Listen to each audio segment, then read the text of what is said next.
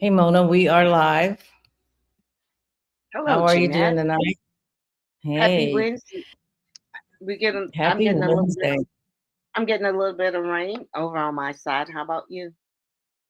No rain at all. I'm not that far away from you, so I'm like, you always talk about I'm getting rain, and it's like, well, And I'm we loving it because the grass. will I'm just always water thinking your about the grass. grass. Water your grass.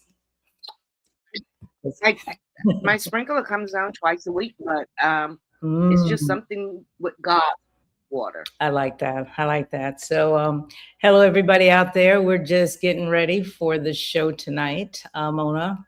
Right now, the Republican Party is eating itself alive. If you're Yeah, watching, keeping track, so they're the MAGA influences that are publicly threatening to abandon Trump if he doesn't deliver.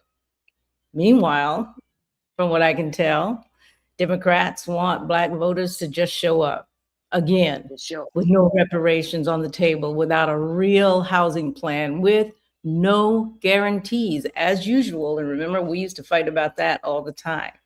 So fear on one side and loyalty demands on the other, and Black voters are stuck in the middle. So today it's episode 47, you guys. We're breaking down what both parties are failing to offer Black America and what we should be demanding instead. So share the episode, invite your friends. We're going to start the show in about 60 seconds. Here we go.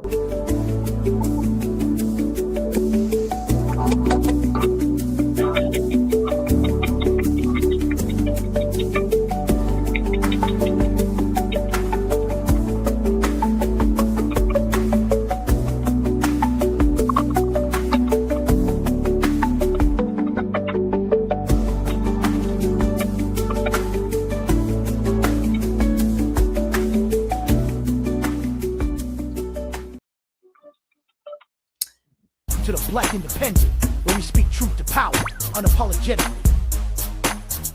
For too long, the black vote has been treated like a given, but we're not property. We're not pawns. We are the descendants of those who built this nation.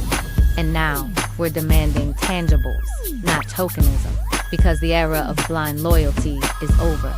This is the Black Independent. Let's get to work. All right, let's get to work, Mona. Time to get to work. All right. So, welcome back, everybody, to We Are Black Independents. I'm Jeanette Bradley, and I'm here with my dear co host, Mona Judge. So, say hi to everybody, Good Mona. evening. Good So, evening. Hello. yeah, so today, as I mentioned just earlier, if you have not, if you did not see us just a minute ago, we're tackling episode 47. This is our 47th episode, Mona. We're doing it. I can't. Our goalpost is now going to be 50, and hopefully we could get 50 new subscribers on YouTube All right, and you're setting the goal. and our Facebook page as well. So we're at about 112 on YouTube, probably 200 and something on Facebook. But Okay. we really are looking for you guys. Join us on YouTube. That's where the action is, and that's where we can start selling merch. And we do want to sell merch, especially in this election cycle. But 47, the title is Chaos on the Right. I love this title, Chaos on the Right, Demand on the Left. Where does that leave Black voters? Oh my God. The right is actually Yeah. fracturing now. If you notice, the Yeah. right is like falling apart. And MAGA influencers are threatening Trump that they're going to walk away if he doesn't deliver. Now, that sounds like leverage. It sounds like they think they have. It sounds like a whole lot of leverage, and they know that they mean business. Yeah, they do, but he knows that. The Yes. issue now is, does he care at this point? So, I gotta see what he does, but does he care at this point in his second term with billions that he and his family have made, and he got his get out of jail free card? What does he need with them at this point? So I got to see what that actually means. Do they really have leverage at this point? But let's look at what's happening. We'll talk about it in the show. Yes. All right. But meanwhile, Black voters, I'm talking to y'all. That's right. We're being told to stay loyal, to be patient, to wait until after the midterms. That's not leverage. That's being taken for granted. And you've been here for a long time. I'm only recently here in the past few years, that it may be that Black voters have been taken for granted for a really long time. And you got to ask, so where does that leave us at this point, especially in the times that we're in? I like to say, for such a time as this.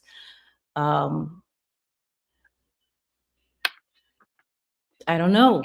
So that's what we're trying to unpack today. And to help us break this down, I want to bring in somebody who's been in this fight with us from the very beginning. And I'm going to say, since we've been together doing a podcast, back in 2018, when we started this work with, we called it What is the Ask at the time.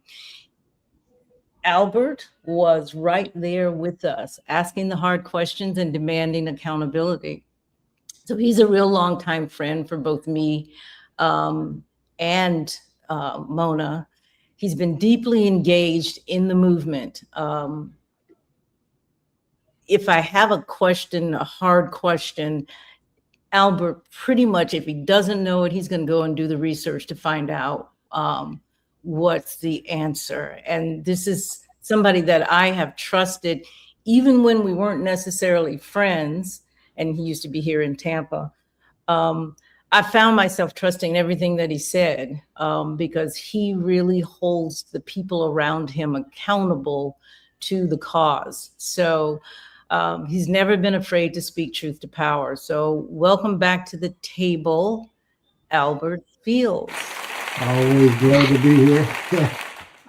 Always glad to be here. It's fun. It's fun. It is a lot of fun. Yeah, here's a vote. I want the two of you to vote right now. I'm gonna give you a choice. Okay. Got two glasses in front of you. I want you to pick which one you want. In one glass, I got strychnine, and the other one, I got arsenic. Which one you want? Dang. I won't either one. I don't want either one. You got to pick one. Pick one.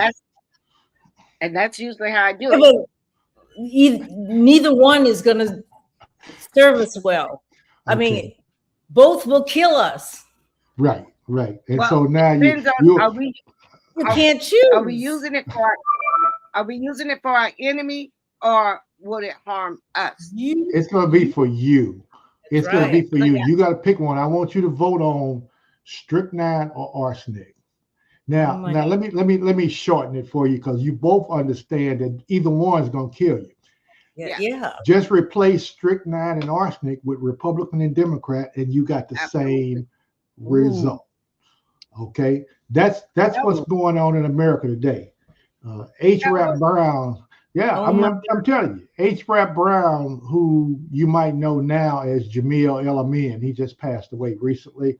He was very clear about it. He said, you can vote all you want to, but if you don't pick the candidates, then it doesn't do you any good. Right. Because you'll never get what you really want. And that was the reason that if you don't pick the candidates, he doesn't care. See, if you let somebody else pick your candidates for you, and you only have two choices, and those choices are bad and worse, then what do you have at the end of the day?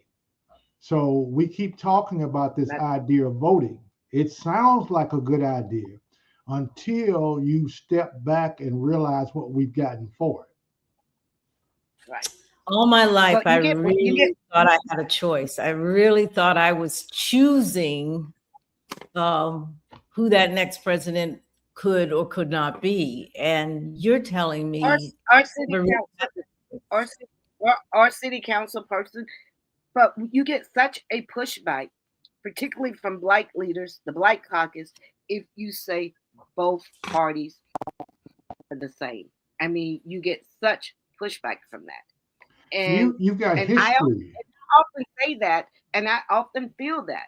And you know, people will, eat you up, chew you up and spit you out Right. I fight all when the you time. I say got a best buddy. We argue all the time. Every time I say to him, Obama killed as many people, violated as many laws, invaded as many absolutely countries as Trump. I'm And discovering he's, that. oh, no, you can't say that because he's a black man. I'm telling yeah, you, he jumped on the same train that Trump is Wow. on. And let me tell you what I mean. When they get particularly with elected Gaddafi. president, they don't Yeah. go and be themselves. They get on the same train and drive the same train that was in place before they Yeah, got there. And Mm. yeah, therefore, what you have is no matter who's in that seat, that train yes, is going to go wherever that track takes them, which is always down the white supremacy train track. Okay, no matter yeah, who's sitting in that seat. When President Obama got in, and he got the Nobel Peace Prize for doing nothing other than walking into that office. I Mhm. said then that Nobel Peace Prize has to be rigged because he hadn't done anything to deserve a Peace Prize. And then after that, he right, confirmed that by every Wednesday having what they call a kill meeting, where they decided who they were going to kill overseas to get rid of them as enemies of the state. And in several wow, cases, he killed American citizens overseas. And nobody said a mumbling word because he was black. We were told to shut up. And he was our first black president. That part is true. But it's just like everything else. I can get you on the basketball team. I can get you on the floor. I can give you the basketball. It's what you do with the basketball after you get there that's more important than anything else. And he could not handle that ball any differently than Trump, Biden, Ford, you name them. You could name any of them. Jimmy Carter, if you go back and look at some of Jimmy Carter's day, I mean, same problem. Everybody that got on that train and drove that train ended up in the same place with white supremacy taking over other countries, bankrupting other companies, putting people in jeopardy all over the world. Cuba is not suffering because Cuba can't do for themselves. Cuba is suffering because they've been under a blockade for over 60 years. That's right. Venezuela is not suffering because they couldn't do for themselves. Venezuela has been under assault by America for over 20 years. So when you look at where all these problems are, and you say to yourself, why can't these countries do for themselves? You got to understand that they had outside interference, which caused them to be in the state and the frame of mind that they are now. So, Albert, ask me that question one more time. Give me the two glasses. Give me the choice. You got two glasses, strychnine or arsenic, and you got to pick one. Pick one. I totally see how relevant that choice is right now. It's given the information that you just gave, it's kind of like that is where we are, but that's where, according to what you just said, that's where we've always been. We just didn't know it. We just chose one. Right. And that's the beauty of Trump. That's why I like Trump. Because Trump is like almost like Toto in The Wizard of Oz that went back and pulled that curtain back to show you all of the dirty stuff that was going on behind the curtain. That's the only difference between Trump and Obama. Obama was smooth with it. He was just like the fox. He made you relax and feel happy about it. Because think about it. He invaded Pakistan and supposedly killed Osama bin Laden. Didn't ask Pakistan a word, just ran up into his country. What did Trump do? Ran up into Venezuela, took that president the same way. You see, this is not the first time America has done this. They've been overthrowing government. I'll tell you a movie that you don't think about it until you really understand the history.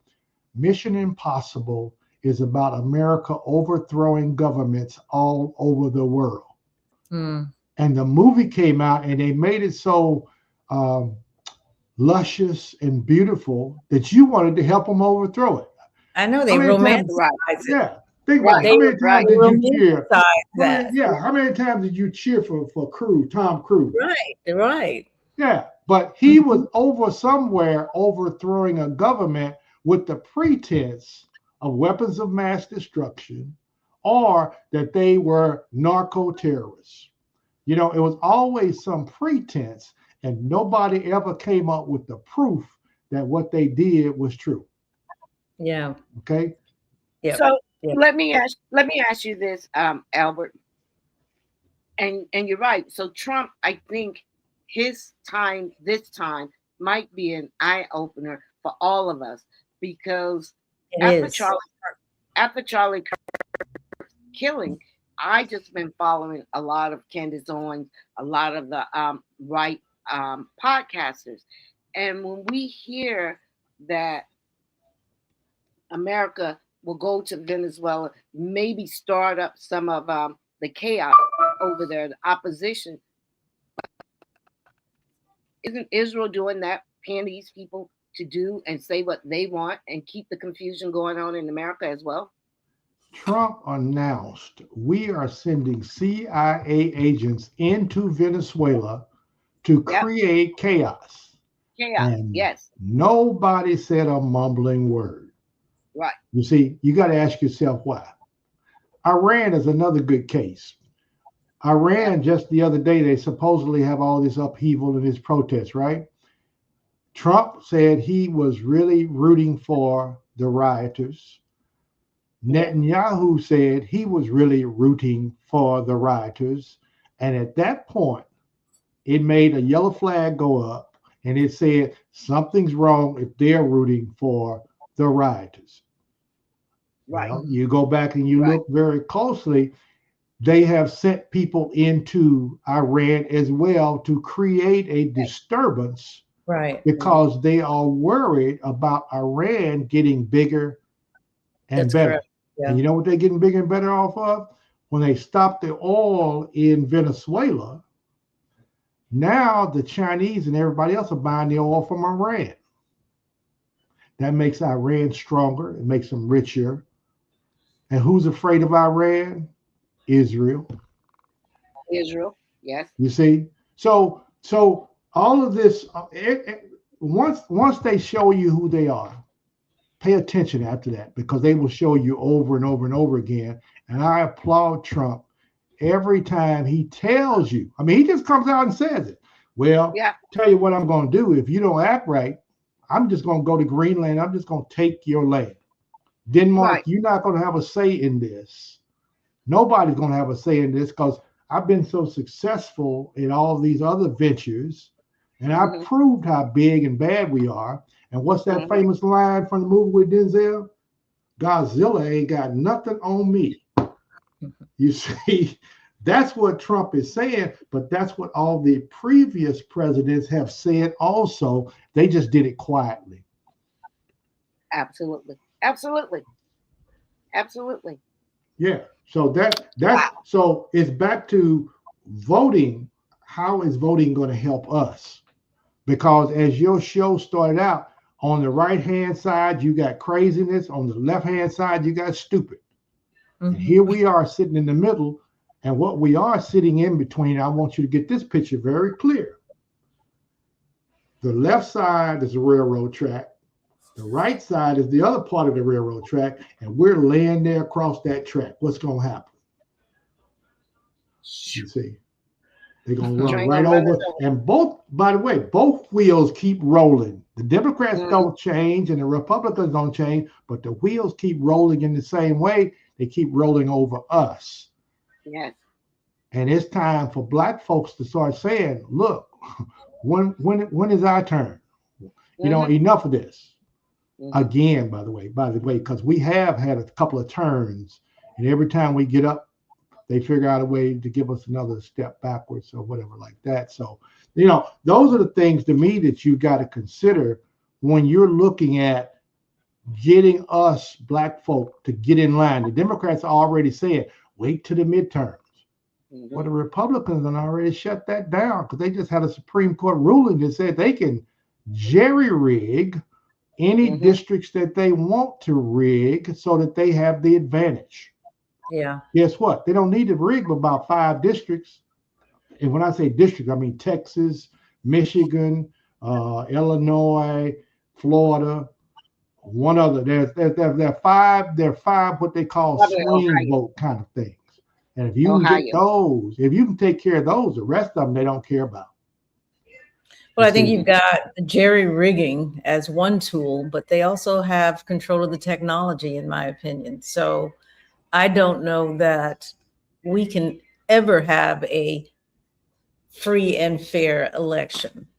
I mean, I'm not sure that the midterms really will come about.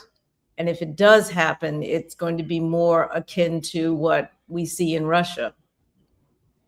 I remember when I was on a campaign in St. Louis, and we were trying to get a person elected to the Board of Education because somebody had left the board. And so we had this big campaign and we were thinking about it. And the strategist came in and said, here's the deal. We're going to put the elections off till this point because we know that there's less people available during this point because they're going on vacation. And our numbers say that if we wait for them to go, then this other particular candidate will win. So they had already figured out that's another part of the jerry rigging that goes on. So they'd already figured all that part out. So they got tools. Yeah. Well, you know, the Republicans say they don't want everybody voting anyway. I'm saying don't just say Republicans, say Democrats, because if you remember, California said, well, we're going to jerry rig also. Yeah. You see? Well, that was a counter. To be fair, that was a counter to what they were doing. Be fair. If you want to be fair, sue to stop the jerry rigging.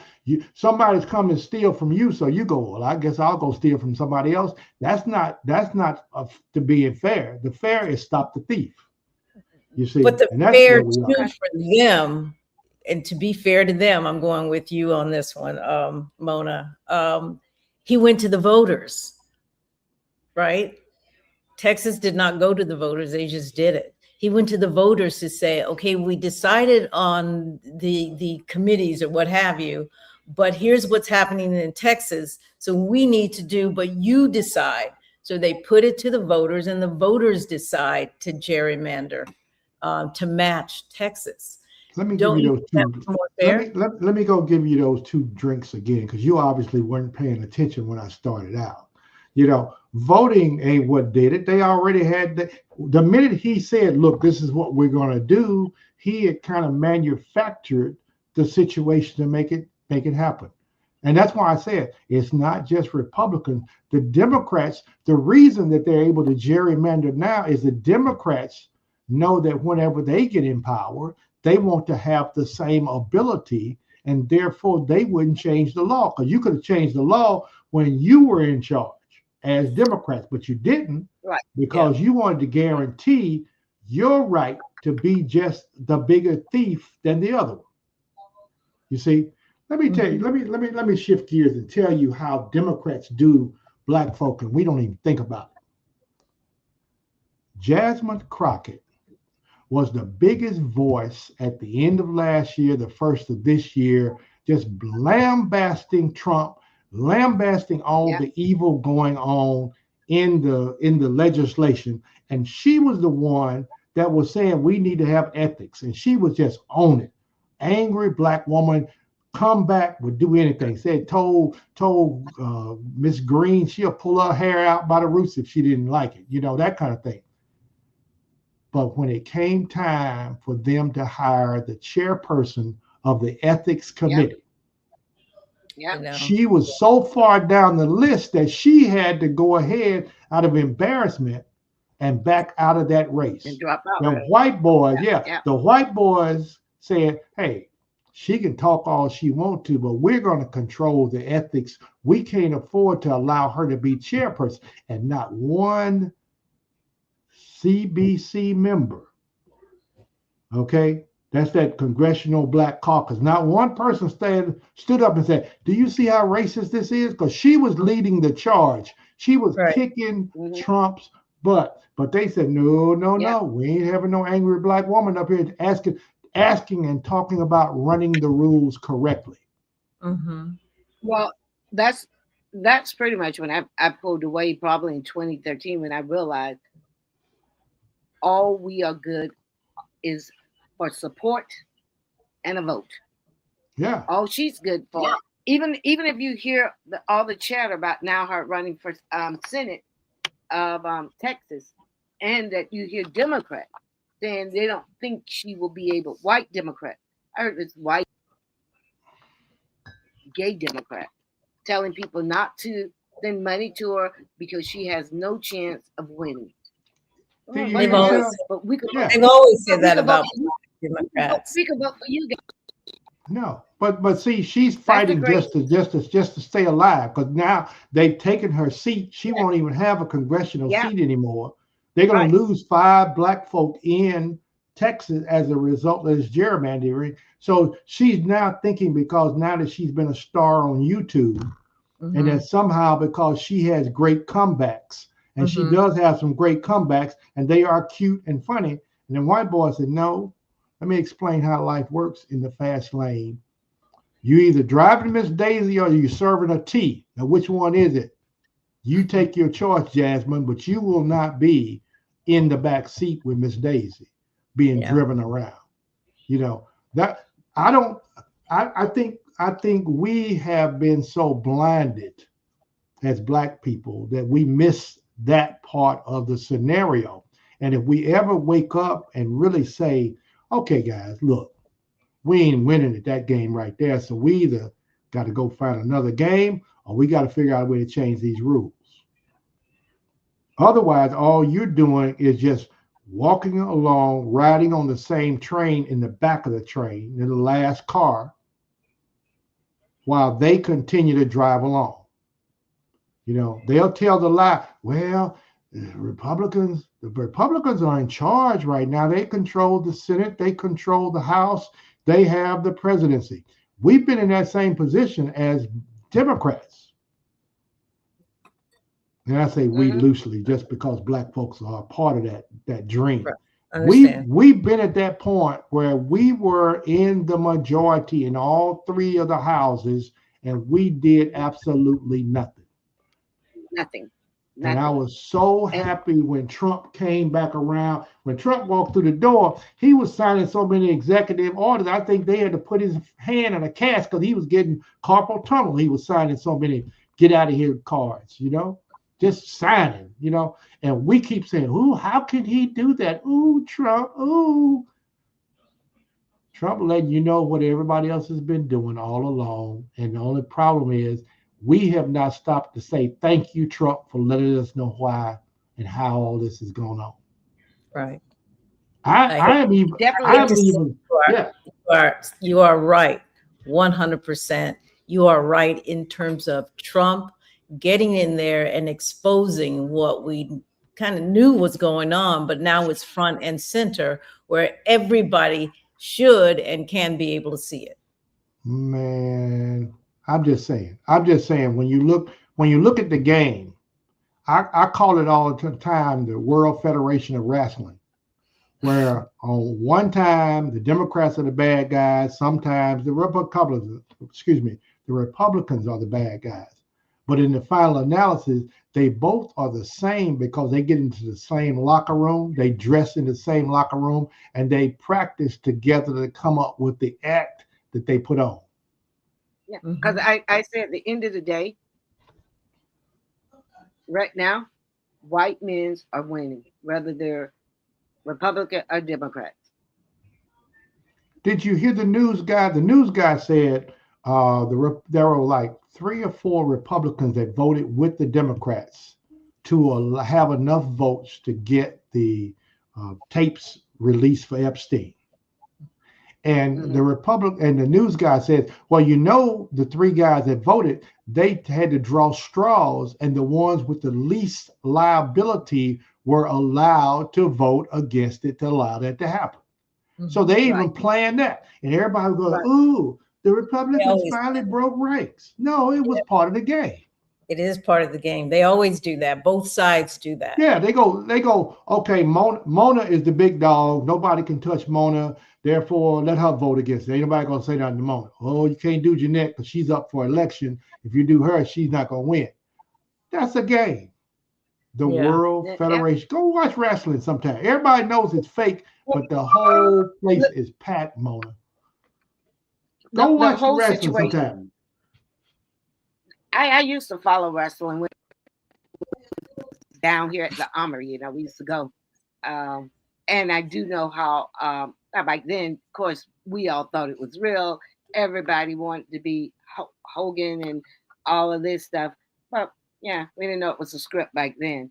But I do realize now, not only in the United States, but the whole world, some of the stuff I'm listening to, I go to sleep at night. I'm like, what the? Every time I find out something new, and I'm seeing that the Black Caucus, our Black organizations, they are not waking us up to say that we need to be moving different, that we don't get caught up in this. Nobody is sounding the alarm. How can they? They're being bought off too now. You know, AIPAC and the rest, they bought off as well now. Yeah, I know. You know, you look at somebody, Jeffrey, what's the speaker name, and Corey and all these people. I mean, and everybody probably afraid to get killed. They're around here killing everybody. So, so we don't have. Do we have anybody that we can turn to other than ourselves coming together collectively? And is that a solution? You just gave the solution, and then you found a reason not to think it was that valuable, in my estimation. All right, it's going to have to be that. I mean, think about this. Okay. Think about this. Warnock from Georgia. Sounds good, looks good. They about ran him out of his own church. He came back home, and them people came and protested him and said, what do you mean taking all that money from AIPAC? What do you mean voting for the bombs going over to Palestine to kill those children, those women? What do you mean? And you should have seen him. He looked like Michael Jackson doing that backup dance he was trying to do. And trying to stay, and he lost control. It's called moonwalking. Yeah, the moonwalk. He lost control of his own church because the protesters came in and said, "Yo, as he should." Thank you very much. Okay. Daryl said he doesn't agree with the gentleman. I don't know why, but we'll keep on going. All right, so I don't. No. That's not what he's saying. He said I don't disagree. So that means I agree. Okay, got it. With this gentleman, but I will say that if the Black people who support Trump would spend the same amount of energy, resources, and talent supporting Black leaders as they do Trump, we could begin turning these corners. If we know both he and Jasmine Crockett are both doing things we don't agree with, then why would we render our Black support to him versus her? Daryl, let me say to you, let me give you the same option I gave to these two lovely ladies at the beginning. You got 2 drinks before you.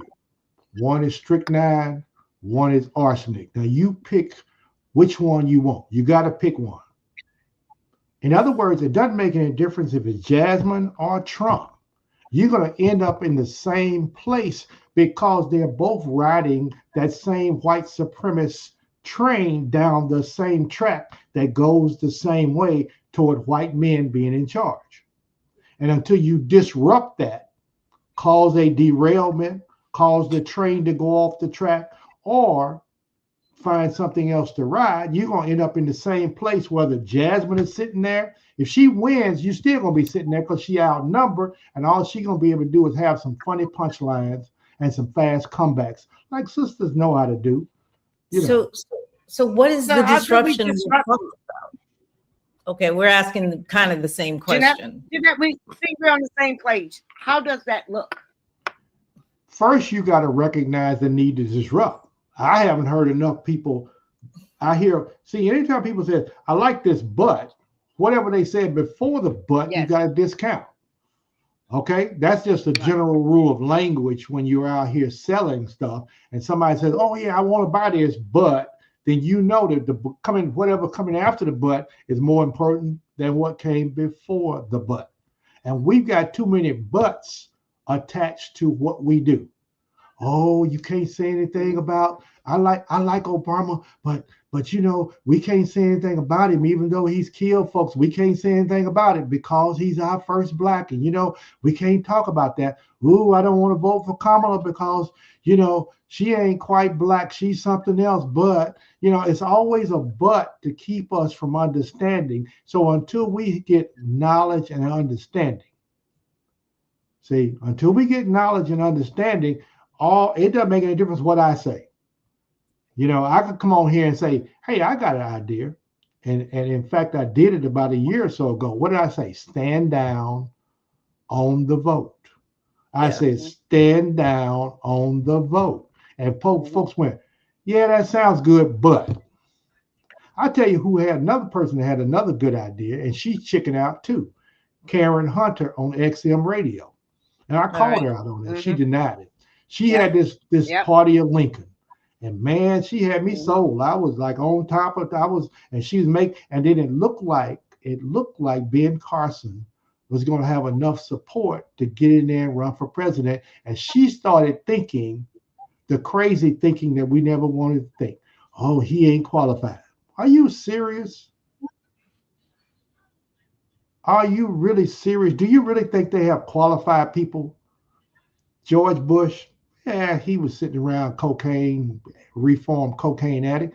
Obama never had done anything. He popped up out of the middle of nowhere. Trump, he was just out having fun. In fact, when he won the first time, he was so scared he didn't know what to say. You see, he was like, dang, this really worked.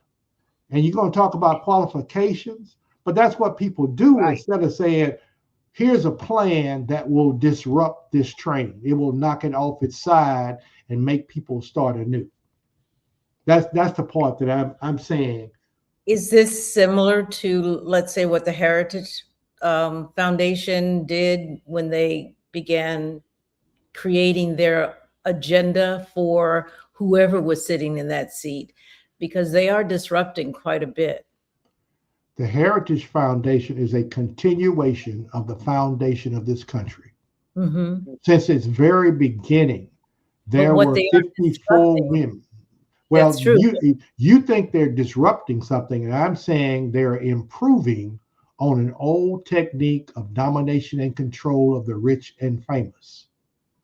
They were originally going to name George Washington King George, and he said, well, let's not do that because we've already told England that we didn't want no king. We wanted to be equal in democracy and for all. So basically what they did, this was the first hide. Let's hide what we're really going to do. Mm-hmm. And George Washington came in as the king of America. And they've been functioning that's what I'm saying. History is one of those kind of things where ain't nothing changed except for the way they do it. They used to get around on walking, then they moved to horse and buggy, then they moved to old fogey cars, and now they're moving around on jets. All right, address Daryl, and then I want to talk about that disruption thing we're talking about. Daryl says, okay. I understand that. You want to support Trump right now, we have what we have. Why not get behind her and begin influencing her? We have more in common with her. Yeah, we do have more in common with Jasmine. We got nothing. And that's what she got. Trump, what's he got? He got let me tell you, the first time he pulled off attacking somebody, I thought, is it this easy? You mean to say that Biden could have done that? You mean to say that Obama could have done that? You mean to say we had all these opportunities to make the kinds of headways? We could have gone ahead and we could have fed the hungry. We could have raised their wages. We could have put more people to work. As easy as he wrote it down, as easy as he said, boom, we got it done. None of our people did it. You know why? They got on the same train with the train going the same way and nothing changed. Jasmine Crockett, the same thing, on the train going the same way, doing nothing. That's how they were able to get rid of her. You see, on the same train. And now she says, well, I'm going to play the game. I'm going to work harder. I'm going to run faster. I'm going to jump higher. You know, that's what Black folks been doing for 400 years. Right. But we can expect her to play the game now, because before, as a representative, she had a district that looked a lot like her. Now she's running statewide, which means she's got to change her game. She can't be as honest and straightforward and as Black, let me put it that way, as she was before. Right. So we're watching her. So we're watching her now on pearls. She's wearing pearls these days. Right. You but see everybody, what I'm saying? So everybody know who she is. And if she bites down now, or if she tries to change, then she's not showing her authentic self. And I just heard something. Mona, stop for a moment. She's already changed. Yeah, she's already changed, Mona. They've already said she's changed, right. Trying to appeal to the masses. She even said the other day that gave me a little pushback. I'm gonna send to her her campaign. I'm gonna send a donation because I do want her there. But she said that she asked the community to show Marjorie Taylor Greene some grace, and I was like, what the heck? Mm-hmm. No, as much hell as that woman gave you. You want to give her. If I'm starting to play the same game that Marjorie is playing, I'm pretty much going to say, y'all give her some grace, because I know that I'm having to shift to the middle as well and can't be. Keep it going. See what I'm saying? See how you came up with that answer? You absolutely right. In other words, she's trying to play the game of forgiveness and all this huggy, and we all one in America. As long as we play that, as Black people in general, we're going to be the ones tied on the train track, while the white boys on the Democrat and the Republican sides are the wheels. They keep rolling over us, ignoring us, and we keep saying what's wrong. Mm-hmm. Okay? Mm-hmm. That's why I said we've got to figure out a way to derail that train. You can't get on it. You can't repaint it to make it look different. You can't get on it to try to drive it yourself, because it's on train tracks. It's going to go to the same place, white supremacy. And nobody wants to talk about it. We're in the middle of Jim Crow. We're in the middle of Jim Crow 2.0. Historians will look back on the first Jim Crow and say, this looks just like it. We had millionaires back then. We had legislators back then. We had entrepreneurs back then. We had people working, enjoying themselves back then. And with the stroke of a pen, life changed. Now, where are we? Yeah. With the stroke of a pen, life is changing for us. I've been trying to buy salmon in the store for the last 4 days, and all of a sudden it ain't there. They can't get it for some reason. There's a shortage for some reason. That's an indicator to me that something's wrong. I'm already mad that I was buying cookies for $3 last year. Now they cost $5.59. I'm already mad about that. Now everything else, when I walk in the store, has a $5 attached to it instead of a $3. Now I'm really mad because the fortune that I thought I had now has been dwindled down to the borderline between me needing to go get some help or do something else. Mm-hmm. See, slowly but surely, because we are not paying attention of what this Jim Crow looked like in the old days. So we thought, we beat it. We beat it. Martin Luther King helped us out. We really thought, and then therefore we relaxed.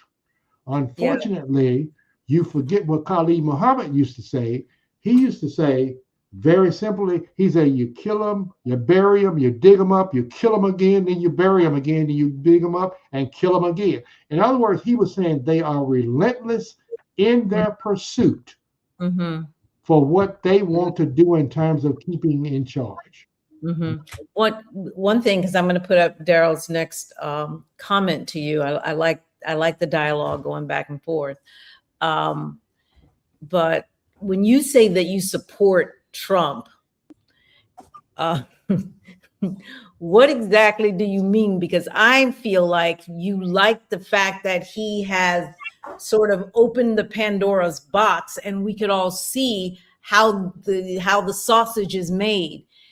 And for that reason, you're saying you're applauding Trump for that. I've heard many people say that. So be clear on what you mean when you say I support Trump. And then I'm going to go with his next comment so that you could also answer that. But I want to know. You never heard me say I support Trump. I said I like what he's doing because he has uncovered. I want to be clear because you said you support Trump, and I was like, I don't feel like that's what you're saying, but okay. Yeah. Now, as far as you supporting Black folk, how do you support Black folk? Do you support them by continually putting them in the same position? And what's the favorite line we like to say when we get our first Black in somewhere? Oh, they're there, so don't say nothing about them, even if they're doing wrong. Even if you see them doing wrong, don't talk about it. Sure. And I'm saying the way you supported Obama is say, hey, bro, I voted for you. Now let me tell you what I see and how you getting off your agenda for Black folk. And if he turns around to me, just like, let me go back to that election I was telling you about in St. Louis. The lady we were pushing, a Black lady, to be on the Board of Education, the first Black lady to be on the Board of Education.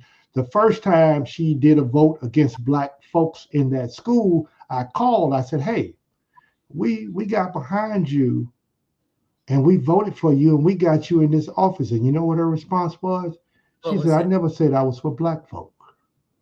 You see what I'm saying? In other words, she understood. Let me tell you how bad it was. She even moved out of state, moved to Arizona, and they would fly her back in to the school board because they knew if she had to resign, we had somebody waiting in the wings that we could have gotten elected. Yeah. And they would fly her back and forth to because she was willing to play the game. Right, and I'm telling you that Jasmine, I like her.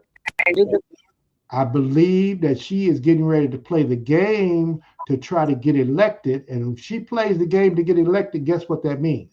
She's going to play the game just like Booker. She's going to play the game just like, what's the guy over the Congress? Jeffries. Hakeem Jeffries, yeah. She's going to play the same game to stay in office. Yeah. You see? Just about all the caucus. Let me go with a third. So Daryl says, can you see that? And now let me be clear. Can you see it? Yeah, we can influence if we get involved with the change based on the societal economics, blah, blah, blah, blah, blah, blah, blah, blah. How long we been doing that? How long we been talking about that? I like Claude Anderson. He had some good points, but nobody followed it. And when I say nobody, the guys that could have passed rules to help make all that happen. See, we as Black folks, we have seen enough disappointment in our life that we want to see some successes, then we'll jump on the bandwagon. Then every time we try to jump on one bandwagon to support them, here comes somebody saying, oh, you know, I wasn't that serious about it. You know, don't take me that serious, you know, hold me up. I like Claude Anderson as well. Yeah, so Claude Anderson had some very good points. And see, he had been in the trenches and he knew what the game was. And he would tell you exactly how to fix the game. And guess what folks will say? Well, I got to go back to work tomorrow. You know, I can't be causing no disruption like that. That might get me fired. Oh. So he worked under the first administration. Right. So we had somebody in there who came out who was really told us exactly how the game was played. And what I'm telling you. But look, I tell you guys that when Travis Smiley West, Clark Anderson, back in the 90s, they've been laying it out. I don't understand how we can't execute it. How come we haven't just made and held the black officials accountable? That Okay. I look So at that we just going back, our state representatives are just back in Tallahassee. For what? let me suggest something. When you think about why can't we? What is it that we can't do? You got maybe 100, 200 people on this phone call out of 20, 30 million black folk in America.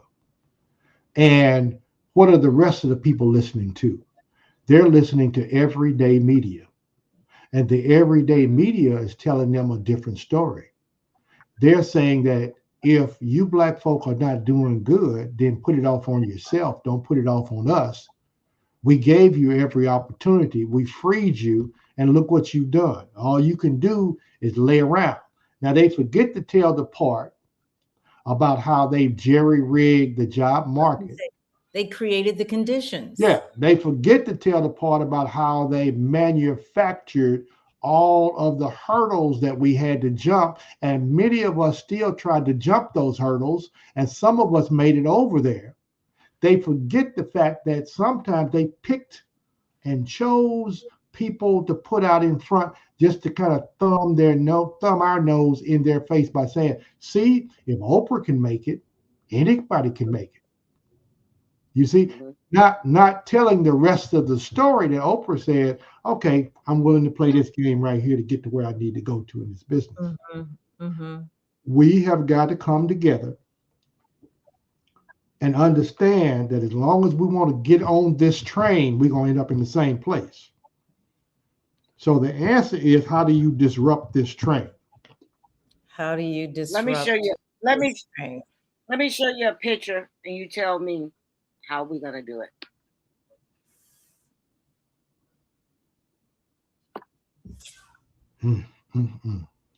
I repeat, that is done for the media.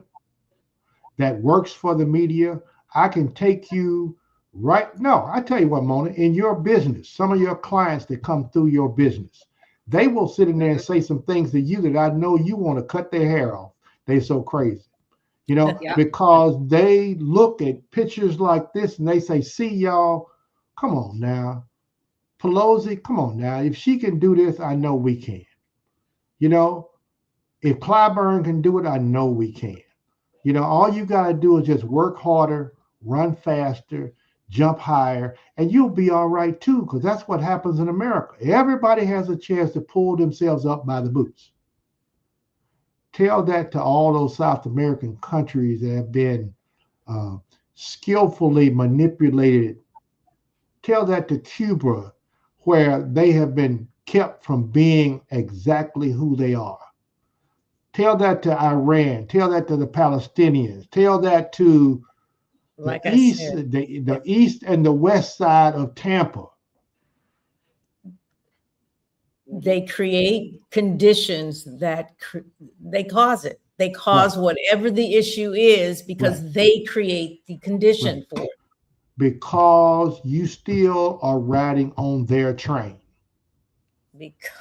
Yes. Yeah, you're still riding on their train, and they're still telling you what you need to do. Oh, the midterms. They have already figured out the midterms. They just about can tell you who's going to get elected. Why do you think all those guys are running right now, retiring? Something's going on. Guess what? They're taking all their money because they know the new rules are going to keep them from making money. Do you really think all of those guys who go in there, most of them millionaires now? Obama went in there, had a little small house on the south side, came out, and now he can live on Kennebunkport. My buddy said, yeah. They tell you, oh, he makes all this money from speaking engagements. That's called payola. That's cheap. That's the way they trick you. If you do what I say, and I'm going to get you all these speaking engagements, I'm going to pay you $200,000, $300,000, $400,000. That's how I pay you off. That's how you get to be a millionaire. And if I can get you liking that, then you'll turn around to everybody else and say, hey guys, come on. You see, I'm working hard out here every day. That's the usual enslavement, employ you Right. or entice you Right. to the money that is Right. available to you if you do these things. If you do these things, and that's the point I'm saying to you. And I was talking to my mother-in-law before this show, and she reminded me, you know, when they were in St. Louis and they worked for the federal government, they moved that whole place, thousands of workers, down to Alabama. And they did it for two reasons. One, to get rid of people they didn't want because they knew some people wouldn't go. And then after they got down there, they figured out ways to get rid of them so people at home didn't realize that they got cut. And most of those people were who? Black folk. And that's what you have in the federal government, because the history says that the federal government was where we could go get a job. Mhm. That's where we could go get a job. And Yeah. that was a safe haven for us to build the equity, to build the kind of resources we need to do what Daryl is talking about. Yeah. Everybody else, they had a bunch of ups and downs. It was like a railroad car. I worked for AT&T for a while. They laid off people. Then we had to start all over again. Got hired again, started doing well, laid off again. It was a constant struggle to maintain and create any kind of stability. And if I can create the kind of instability in your life, your community's life, that has been created for the last 400 years, then I don't have to worry about you. You can't even plan. You can't even plan, Jeanette. Mona, you can't even plan if you are worried about where your next bread is going to come from, where your Correct. next water is going to come. You can't plan. Yep. So yep, Albert, that's let me ask you this: how do we get? And so now we need to be really focusing on our local politician at election. As you know, we got city council. We just have a whole lot of stuff coming up. And for some reason, we will not vote for the best candidate. We tend to vote for name population. popularity. Popularity. I don't understand how we continue to do cycle over cycle. When you say we need to break this train, this mode, but how do we do it? Because I know, it but- isn't happening. Okay, Into segue into that, let me just say this before you answer what she said, because there's comment from Quentin Robinson. He is running. Yeah, he is running for county commission seat. It's been a few Black folk right here in Tampa who told me to play the game. But if I say who told me this, I'm the bad guy. That's right. That's what I'm telling you about getting on the train. Nobody gets. Quentin is absolutely correct. And I was going to say to you, Absolutely. that And young he's a great lady, candidate, but the people won't get behind him. yeah, that young lady that just got Here's what elected we need. to the commissioner down there, I would say go talk Now to you're her. young. Go talk to her and Mhm. say, hey, here's an agenda, and watch her reaction. And think about it. Whoever funded her, that's how she's going to react to you. Whoever is driving her train, that's how she's going to react to you. This is so good. Sorry, y'all. I'm going to be bothering this, but for the most part, I like that. But let me give one more comment, because I think these comments are really powerful tonight. So Quinn says, I'm 49 years old. The boomer age demo would have been in position to move Dr. Anderson's ideas forward. They did not. And here we are. Boomers got comfortable and content in what they thought was success. Success defined by who? It wasn't for us, by us.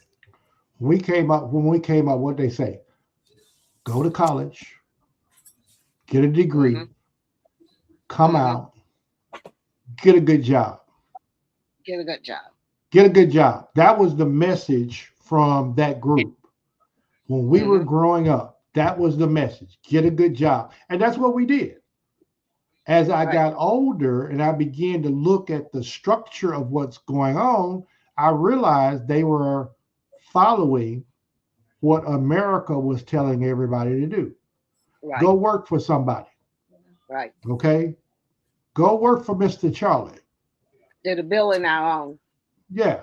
Go work for Yeah. Mr. Charlie and be somebody. Right. Right. Okay. So that on Sunday you could go to church with your new suit. On Saturday you could go get down on the street and get drunk or whatever you do. But whatever you do, go work for Mr. Charlie, because that's how you make a name for yourself. That was the message. Okay. Now, as we get older, we get a chance to see how that message damaged a lot of us. And that message is still going on in the movies, in the education, in the churches. Everybody's scared now. Everybody's scared now. After Trump came in and trampled over a couple of people, everybody's scared to even think now. Where is the CBC? When was the last time you heard them say anything?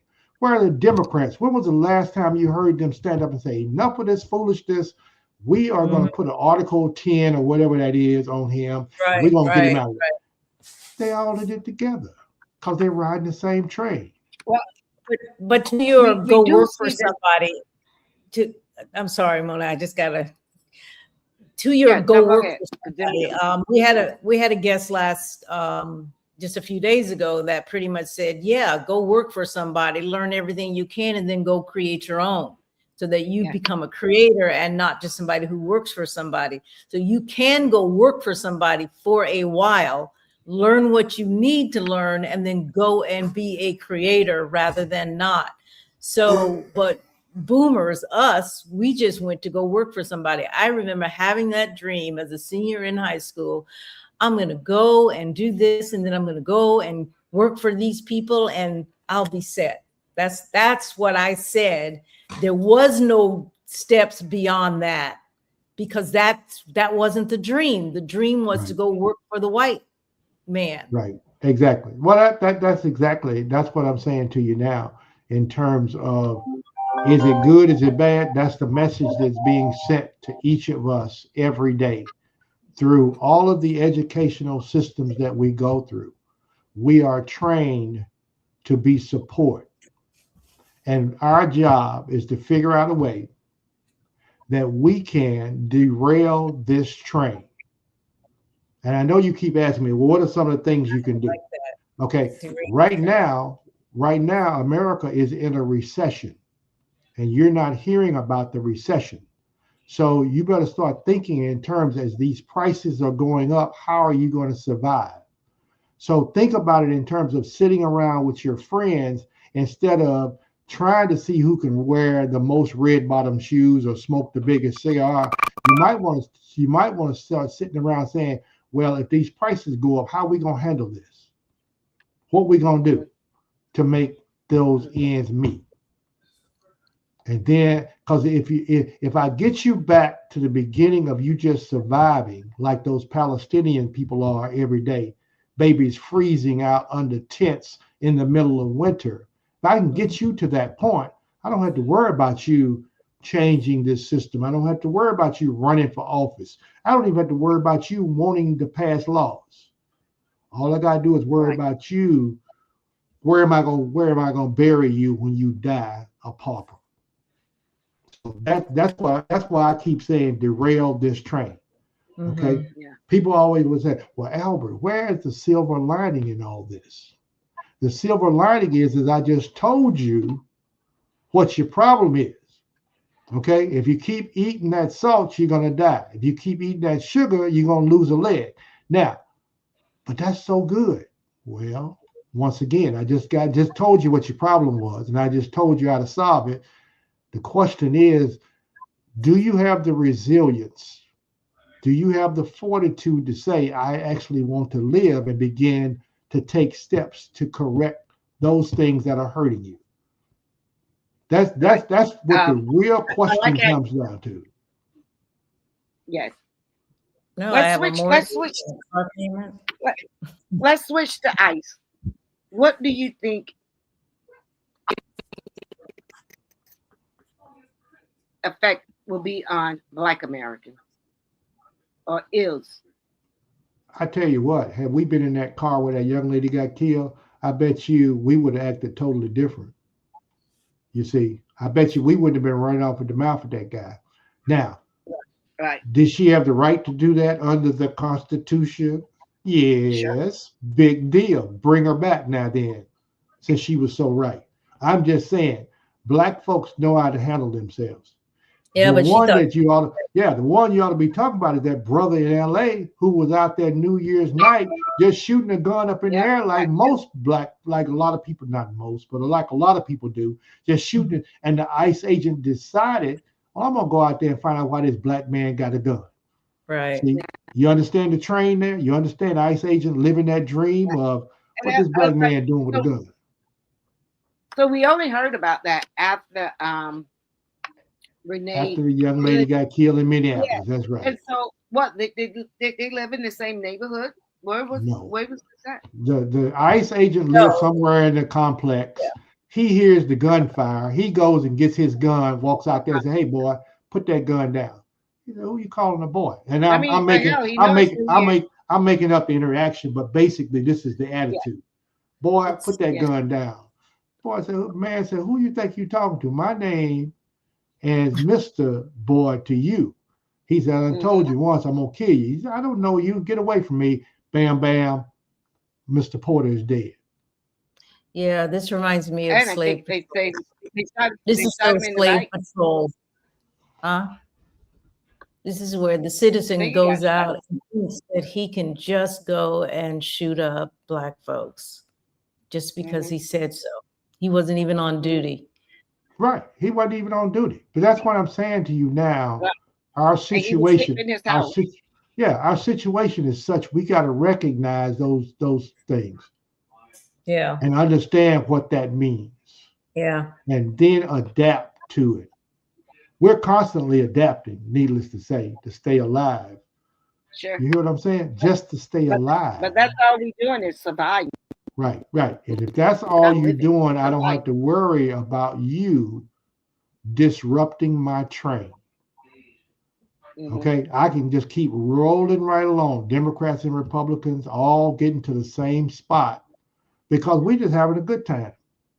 Because you people are so busy trying to just stay alive that you don't have time to think. So we got to have some think time. You know, we got to have some think time, and it's enough of us on this line right now that we could start a disruption. But to keep it going, we're going to need a massive effort to get this disruption going and break up those things that are hurting us. What do we want? How do we want it? When do we want it? And what are we going to do about it? So let me ask you this. The midterms are coming up. And do you think, well, Elizabeth Warren, I saw something where she's putting something out saying, you know, we're in a housing crisis. And she's really pushing that. And I was like, but we're in a housing crisis under Biden. And you guys saw it. It might, I'm sure it has expanded, it has gotten wider. And all I kept hearing was she was saying that we got to flip the switch in the midterms, that they got to get the majority in the Senate and the House. And I'm like, yeah, if they start pushing this narrative once again to black people without you telling us what we're going to get, should we say reparation has to stay at the top of our demand and whatever else? Or would it be wise or unwise, in your opinion, to hold the vote? I still say hashtag stand down. I still say hashtag no vote. Every black person's hashtag stand down. Why? Because 9 years later, 8 years later, because you know we started out 2018. 8 years later, you are saying the exact same thing. Yeah, stand down. Yeah. Stand down. You know what? Guess what? You stood up. 80-something% of black folk voted for Kamala. 80-something%, and all for some reason, the only thing people could figure out was to point at those sprinklings of folks that voted for Trump and say, "See, y'all ain't together." 80-something%. That is a hell of a number. Yeah. I like when you 87. look at support. So Exactly. if you had pulled that 80%, you still would have been in the same place that you are today. But it would have said something. It would have said, Well, boy, man, ooh, what happened? What did they do? Why, how are we going to we get can them look back? at Biden. Oh, Yeah, yeah, that's what I say. That we're here. We're here now. We're making it through. We need to stand down for the next 2026 and 2028 till they put something on the table.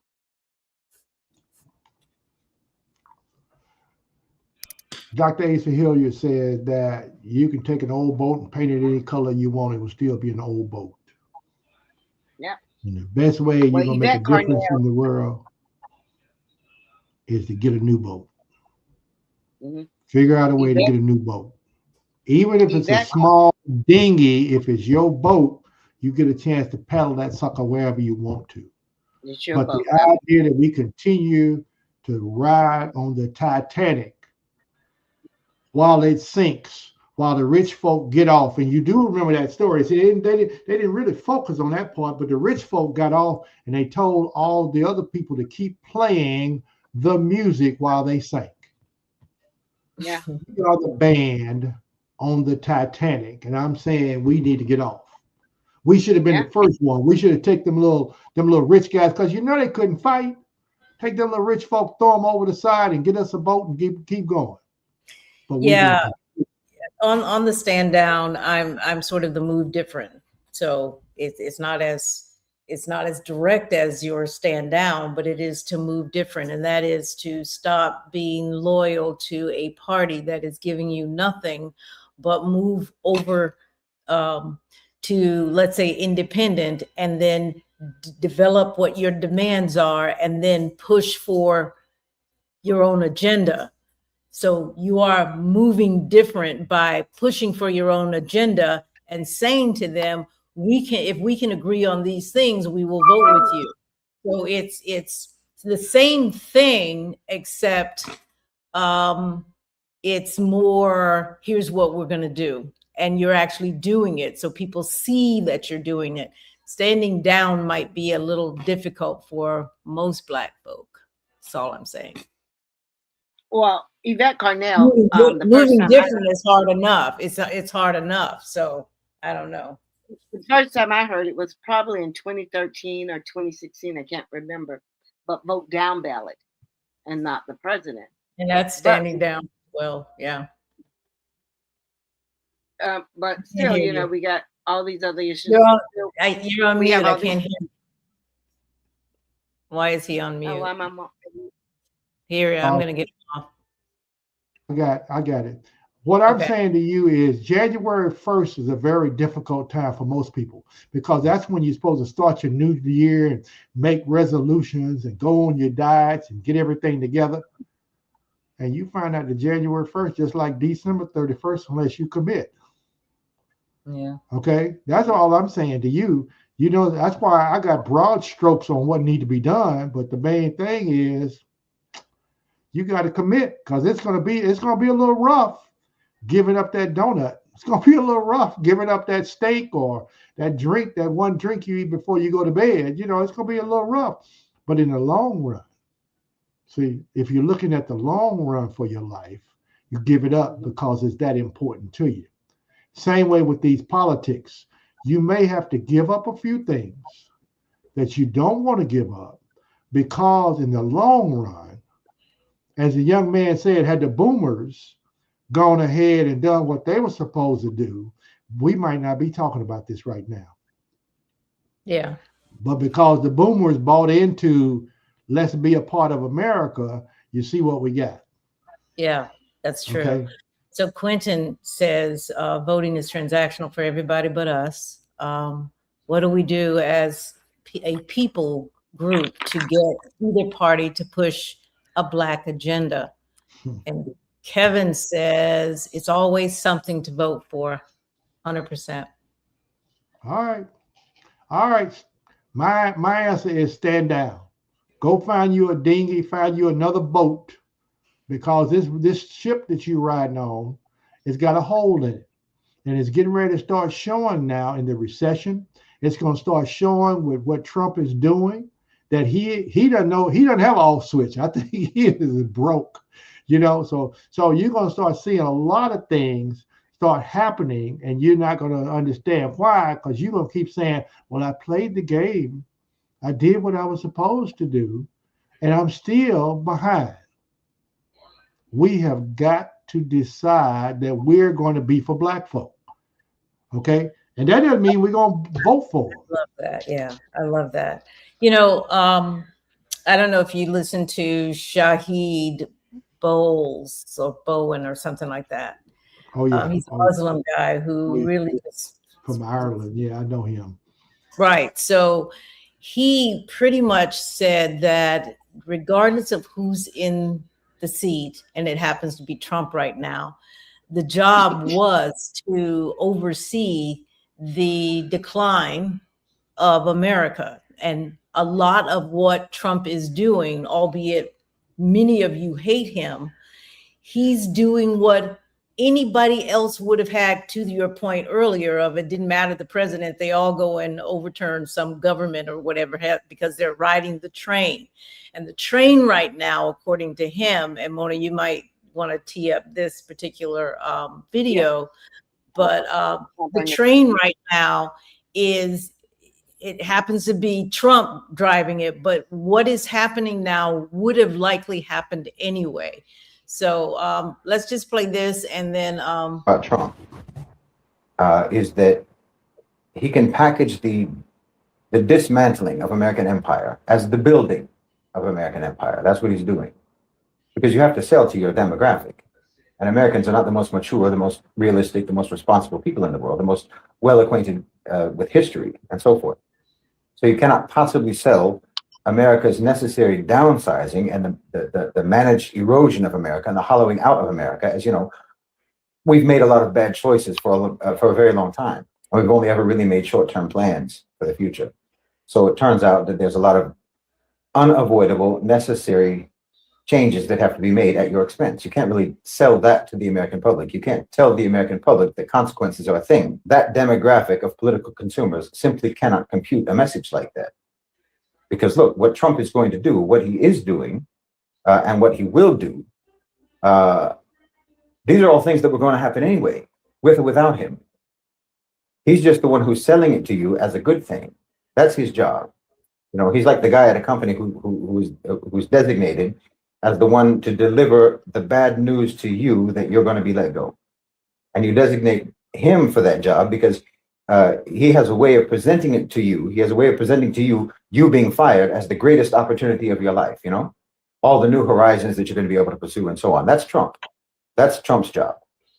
America has been stuffing balloons up their sleeves for a very long time and telling everyone that they're muscles. But now even the balloons are deflating. The great American hoax is over. And Trump is there to oversee the dismembering of American empire. The US is going to be isolated, it's going to withdraw, and it's going to be non-competitive globally. And like I said, this is all unavoidable. This would have happened with or without Trump. Well, I think that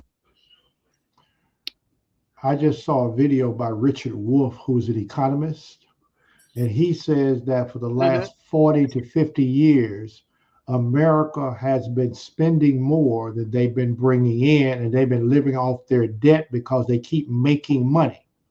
And all of this now is going to come to light. It's coming to light now because they're running out of ways of controlling. They were controlling people with the dollar. Now other groups like BRICS and all these other alliances in this global economy is now starting to shy away from the dollar. And as a result of them shying away from the dollar, then the debt is going to come due a lot faster than they thought they were going to come. So that's going to be an issue. And that's why I keep saying to you, just wait around for it. He's already, in fact, Trump even said early on, some of you are going to hurt a little bit. It's going to be painful a little bit. He did say that. But we'll get over it. Now, who was he talking to when he said that we'll get over it? He was talking about the rich boys. You see, he wasn't talking about us down here on the ground. he was saying some of y'all are gonna make it through. Okay. In my hometown of Chattanooga, there was a big industrial. We were number 9 in the nation in the industry. And guys could go to high school, graduate from high school, go into those foundries, make a living, a decent living, raise a decent family, and get ahead. Those foundries went overseas. They are now a tourist town. And the same guys that were making good money in those days are just getting by on pennies. You know, Yeah. I tell everybody, you don't even realize it. I was making so much money in those foundries during the summer that I would find checks 3 and 4 and 5 and 6 weeks later that I hadn't even cashed because they were paying And everybody summer in those plants. You see, and it was good money. But now you can't find the plants; they're gone and they're not coming back. The people that used to have them are scraping by. That is a small example of what's going to happen on a big scope in America, and it's starting to handle. That's why I can't find salmon. That's why my cookies now are $5 instead of $3, and it's going to continue to do that. That's why we have got to start talking about it so that people can kind of get ready. You know, cut back on a few things. You know, you can still enjoy life by cutting back, but you're going to have to cut back on a few things, getting ready for the headache. You know, people laugh at you, but you know, in that myth about Noah and the ark, when he started building that boat, people looked at him like, man, you crazy. We ain't had rain in 2 years, and now you out here building a boat in the middle of this sand. But Noah kept right on building until the waters came. And even after the water started coming enough to make the boat move, there were still people standing around saying, well, the water is only up to my chest. What's the big deal? I'm saying we have got to sound the alarm that it is a real big deal, because once it gets up around your neck, it's only a matter of time before you become a mystery, a memory. I feel like I'm on the Titanic on that bottom floor watching Yeah. that water just Right. Just slowly come up and hold up. And the rich folk made them happy, didn't they? The rich folk made them happy because you Yeah. play so well. I want you to keep playing. Yeah. Everything is going to be all right. Mm-hmm. Yeah. And I'm saying to black folk, it's time to derail that train, disrupt that life so that we can live the life that we know that we're supposed to be living. That's all. And just wake up. Just wake up. I mean, it's hard to believe though, Mona. Right. When you look out your window, you've been living good for I don't know how many years. You look out your window and all of a sudden you think to yourself, what's going on? I can remember the first time it snowed in Tampa when I was down there. I go like, what the heck is this? Yeah. I moved to Yeah. Florida. I moved to Florida to get away from this kind of craziness that came from the north, but there it was. Those things are unbelievable. But I'm like, what's that writer that said, when they show you who they are, believe them? Yeah, when you see it, understand it's real. Okay, so I mean, I don't know if we believe them. I think we do believe them. We don't want to believe them, but we're too quick to forgive them, to forget, and then get burnt again the same way. I don't understand that. We are living the American dream. You are one of us, and you can be all you can be. All you got to do is work harder at what you do. So Come on, Mona. Do we believe Yeah. them or not? Yeah, because hold on. Look at Oprah. Look at President Obama. Look at what's the basketball player's name? King James. Let's look at Curry. See these guys? They worked a little bit harder every day, and you could do the same thing. That's all you got to do. Be an American. Don't worry about all this other stuff, all these hyphenated names. Just be an American and keep playing your instrument while this Titanic goes down. That's what the message is. Every day. Start watching your TV. So Start watching your TVs, not for entertainment, but what message they're sending to you. Right. Right. Just start watching that. And really stop looking at traditional news. I can't tell you. So I didn't. I think I did hear that MSNBC had changed to MS Now or something like that. Gee, I haven't seen Morning Joe in years now. What do you think about this cartoonist Scott Adams? You want to cue up that one, Jeanette? That video? Sure. Got about 20 more minutes. 1 second. Let me bring it in. Share screen.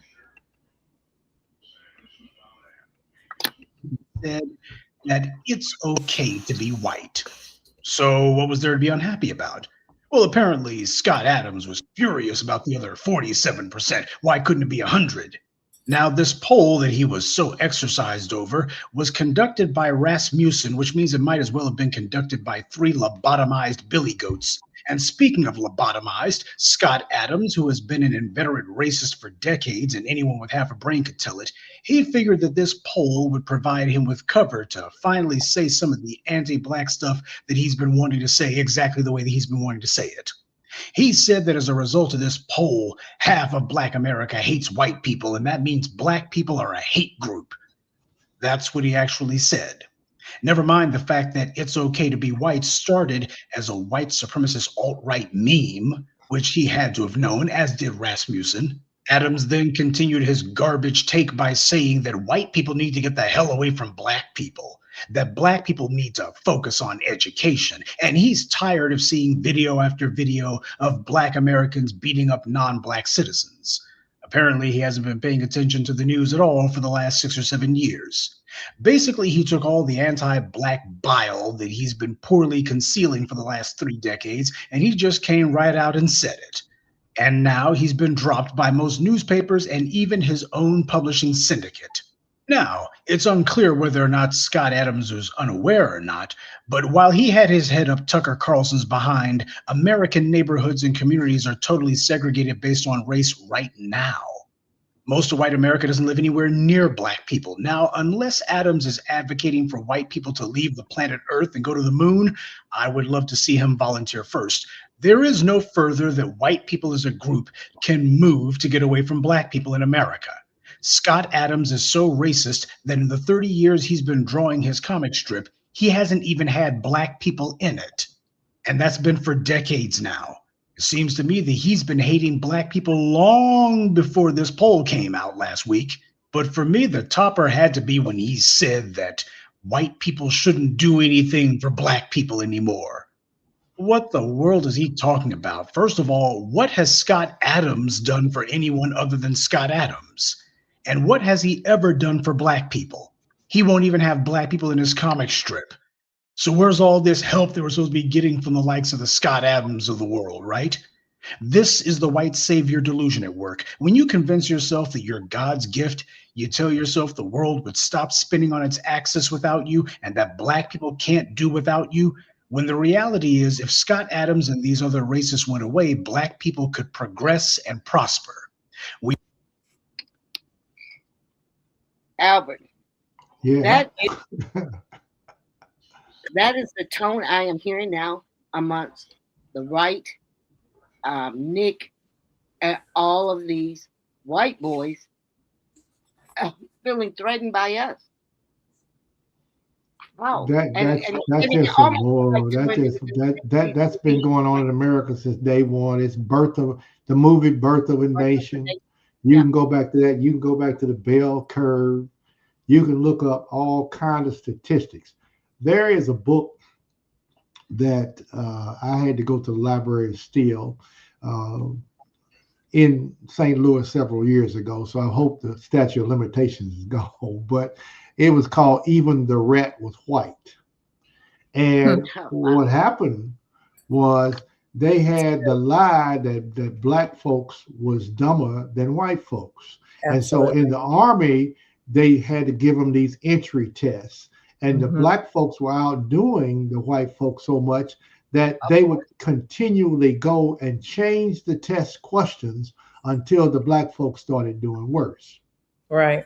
Same thing happened with the Tuskegee Airmen. When the Tuskegee Airmen went to take their test, they took the test and they were so far above the other pilots that they made them take the test a second time or a third time because they ain't no way in the world that you people could be out here making these kind of scores.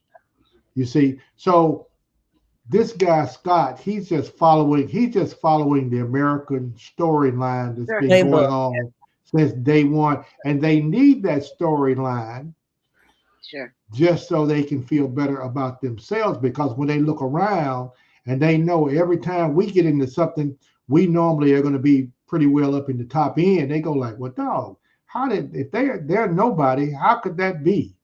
Right. You know, Something must be wrong. yeah, I'm Yeah. reminded of stories that a couple stories where high school in the South, high school seniors are competing for valedictorian, and where the young Black girl, in this case, They outperforms make them equal. the white senior, and the mom is up Mhm. in arms, what have you, and what the school does is make them co-valedictorian. That's right, co-valedictorian. This has happened a few times, and that's what happens Yeah. time and time We again. share because we can't do it, but we got to stop letting them write the narrative. I remember when he did that video with Tucker, he did a show with Tucker Carlson, and I was like, yeah. And now he's dead, 60 something years old. 68. How much? 68. 68. Yeah.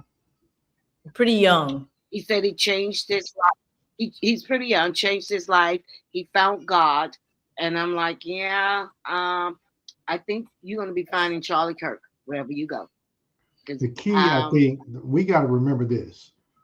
You cannot discount the value of the media. Mm-hmm. They are constantly pumping ideas into everybody in the American public to get them to think a certain way.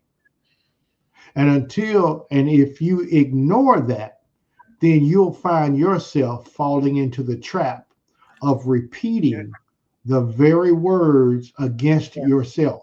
I used to be there. I was that person. Yes. Yeah. Malcolm X said, what was that quote he said? He said, they'll tell you up when it's really down. They'll tell you left when it's really right. They'll have you hating yourself, not understanding the value of who you are. Versus your enemies. Right. Yeah. See, so as a group, how would you say, how do we love ourselves as a group, or do you think we bought into the media hype that we are less than as a group? I'm not talking about individuals here and there, but how would you assess the Black community given the choices that we have and the patterns that we continuously follow? Would you grade us as loving ourselves, or perhaps actually doing what Malcolm X said, hating ourselves? We end up, a lot of us end up through repetition.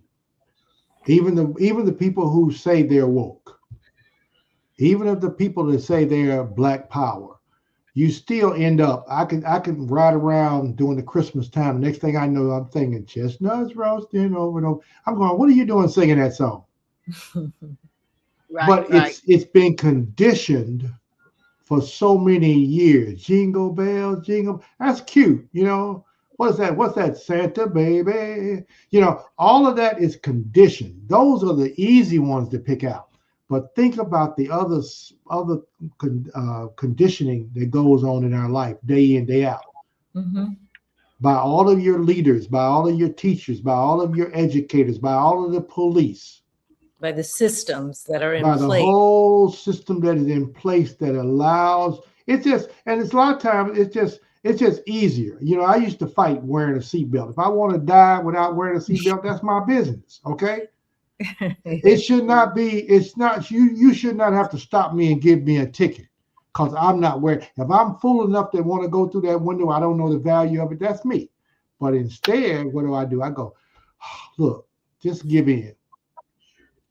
That's the easy one. That's what you do. Just give in. And we give in so many times to those ideas that hurt us that we just go along. It's just easier to do that. And then once we go along, what do? We train our children. And once what happens after that? Then our children train their children. And next thing you know, when we used to eat hog guts just to stay alive, all of a sudden now it's a delicacy because it's gone through so many generations and we made up so many excuses about why it's important for us to eat it. Mm-hmm. You see, those are the kind of situations that happen over generations. And once it gets into the culture, then it is harder to break out of. And we have to be conscious sometimes. I go like, ooh, I like that white. No, I ain't dealing with that today. I'm gonna go over here. I'm gonna go do this. Okay. Right. Or, but even with our politicians, but let's take that a little further to even the politicians that we support or don't support. If they appear too black or too forward or too pro-black on black specific issues, we say, oh no, you need to change that, or don't do that, or here's what you need to do, which then we're steering them toward a more white existence. So I'm just saying that maybe the self-hate comes in ways too, in terms of how we choose our leaders. It impacts, it's like making a cake. You can't separate the eggs and all that once you cook it. It's all built in there together. The milk, the sugar, everything is built in. The same way with the way we see ourselves in America. It's built in. It's been baked in. Everything about us becomes that hole that we have there. So we have to recognize it and say, okay, we've got to back out of this. We've got to do something else. Now, it causes a lot of problems, and you're going to lose a lot of friends along the way because you'll have to say something to them. Like, hey, that ain't going to work. I remember when I first started working at St. Louis Community College years ago, I went to the first Black History meeting. And they were going to bring something in about slavery and the dungeons and all that. I said, well, why we got to do all that? There's some other Black leaders out here that you might want to look at. And they looked at me like, what do you mean? This is Black History Month. It's time for us to talk about slavery. Luckily, they listened to me and they began a series of Black speakers who started to talk about Dr. Asa Hilliard, for instance. I brought in some people from New York that were already talking about the very things that you're talking about. How you get out of the bad habit of bad habits. Right.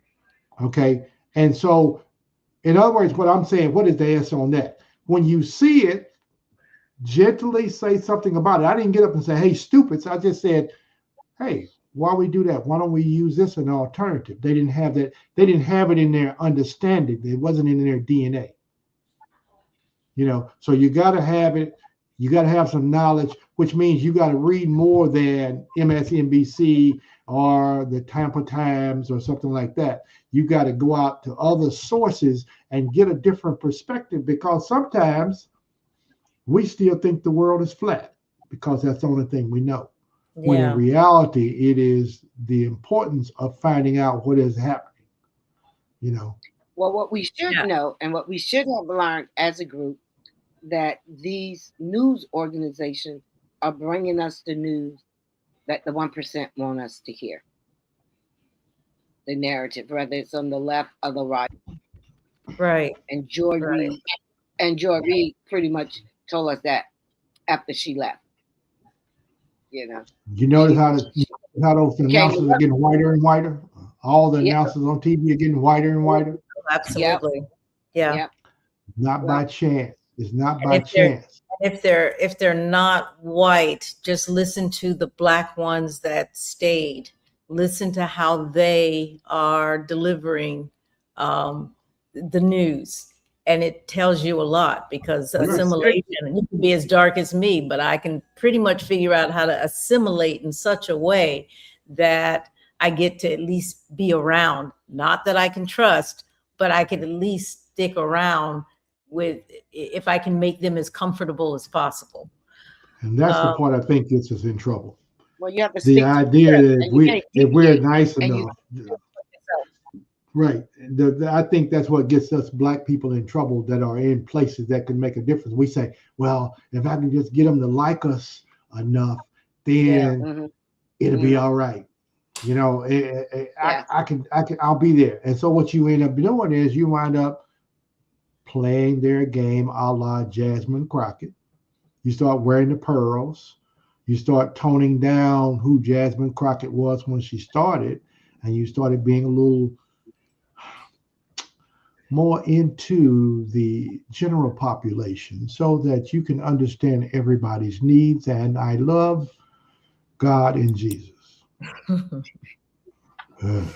So, what do you think reparations should be at? I'm sorry. Well, you know, you guys know my take on this God and Jesus stuff, that it is one of our biggest holdups. But what do you think reparations should fit at in the midterms?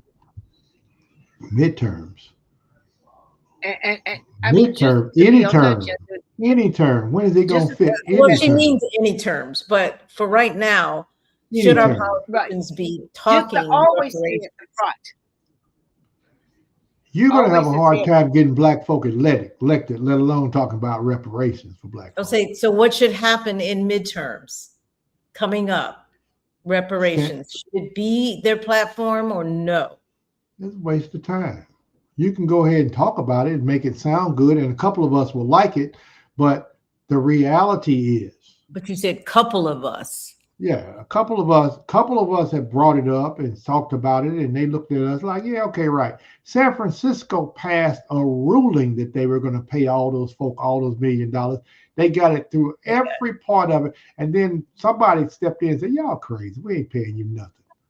You know, and it's still on the table. So you can do that. There's a young lady with the ADOS group. What's her name? That's a Yvette favorite Carnell. of yours. Carnell, yeah. I Yvette. like, yeah, Yvette. Yeah, I like her position, and I think it's going to take groups like her to get it passed somewhere. But guess what? The only people I know that had to pay reparation was Haiti had to pay French back. The African continent had to pay Belgians back. Yeah, think about it. We're the ones that had to pay for getting our freedom. Or the government had to pay what? The Plantation owners. We had to pay them rather than for what we had done for free. So history, once again, history is where I look at it. History, the only people that get paid reparations are the people who have power, who are in charge. So you don't vote that in, you take it. So if I'm running, what advice would you give to me running in the midterms with regard to my platform and reparations? Hashtag stand down. But if I'm running. I heard you say what you said, and see, that's what I'm saying to you. I don't have to answer a.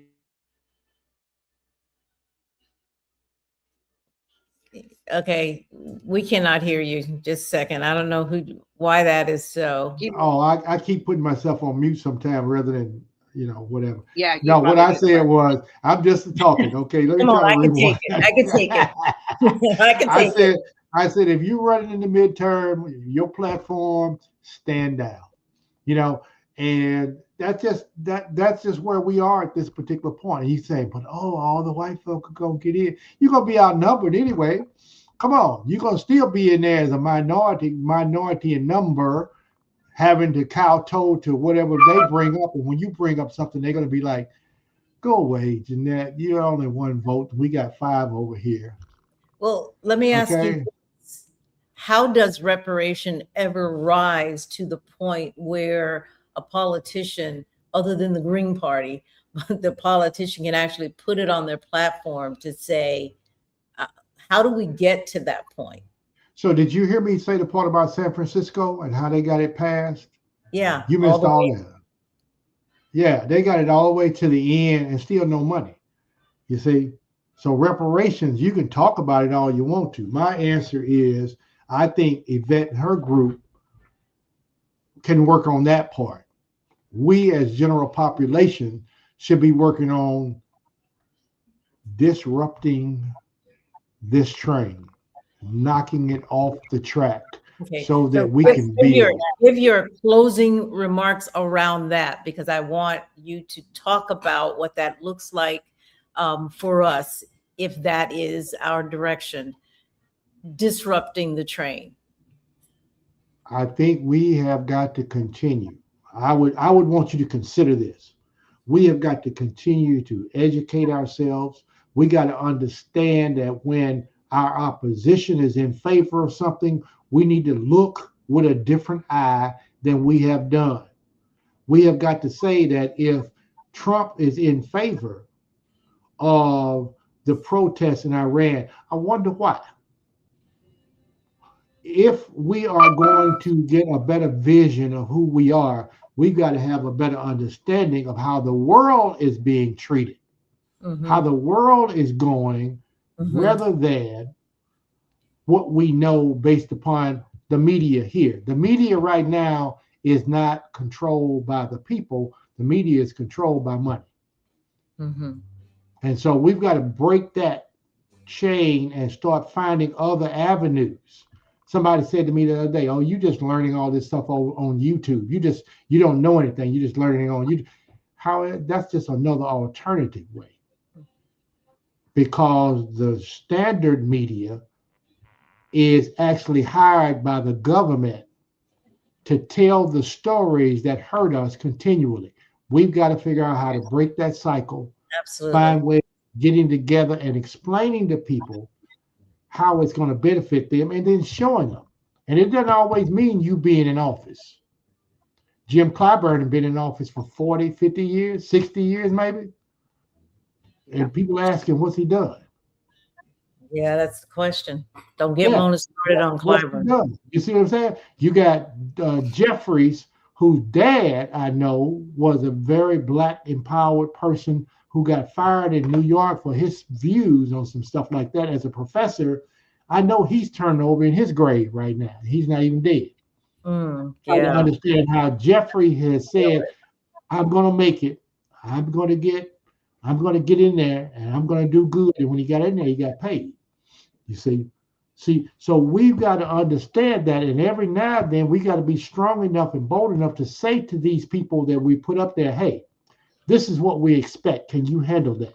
And when they don't, that we put up there, I don't know that we put Jeffries up there. No, I'm not saying we put Jeffries. I'm saying if we put somebody. In other words, if you came to me and said, "I want to run for this," I'm going to say, "Here's what I want. Can you deliver for me?"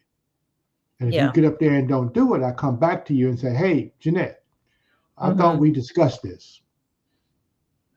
And you go, "Well, but you know how it is. I'm up here and you got to play the game. And I didn't really say I was going to be for Black folk." And I'll go, "Okay, got it." Yeah. Got it. Okay, got it. Right. Fooled again. So yeah, our job is to work, understand, educate, and figure out ways to make it for ourselves. Notice the Democrats have not come up with a counter platform to the Republicans. Notice the Republicans never came up with a counter platform when the Democrats went there. They all just loafing along because they got a secret agenda behind the scenes. So we've got to start doing the same kinds of things and showing how it has worked. And the more people you show it to, I believe that they will join you in the efforts to make a difference in America. So in 2024, all we was hearing, and pretty much every election, Trump, Republicans is trouble. And we have been voting like that and not understanding that's not an agenda. But we vote for fear. Right. Now you're saying, and now you're saying, which I'm in total alignment. Just stand down and let Trump is not your problem. Trump is not your problem. He does not know half of the things. Watch him when he reads this stuff on the paper. He's trying to grapple with it himself. He's a puppet He's just the face of this. Yeah. Absolutely. Sometimes he looks surprised and he'll turn around and say, "Oh," Right. it's kind of Just like watch his a little expression. bit. He's a funny guy. They just go out there and say, "Here, read this," and he goes, "What in the world is this?" And I'm saying to you, understand that he's not the one pulling the strings.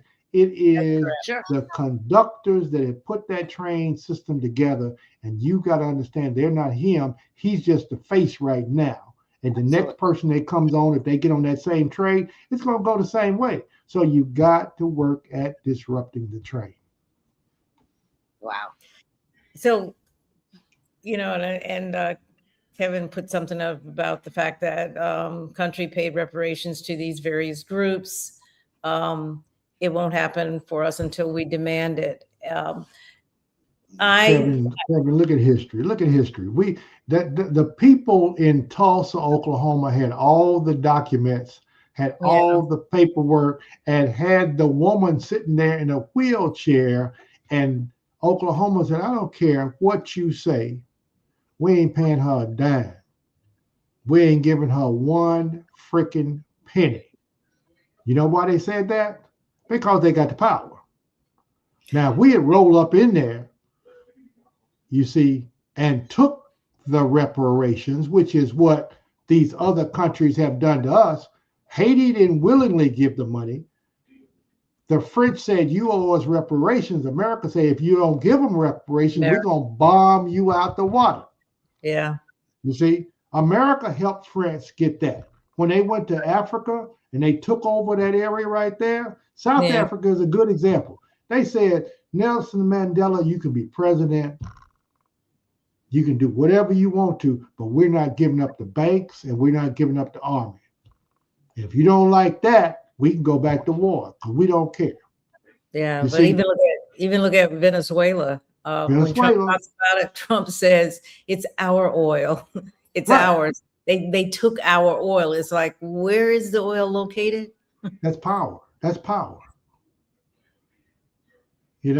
So power is the answer. Unfortunately, we're not ready for that. Brute force is what they understand. They're not ready for that. So the oil, and I'm not going to talk about oil, the reparations that we seek, we need to build an infrastructure,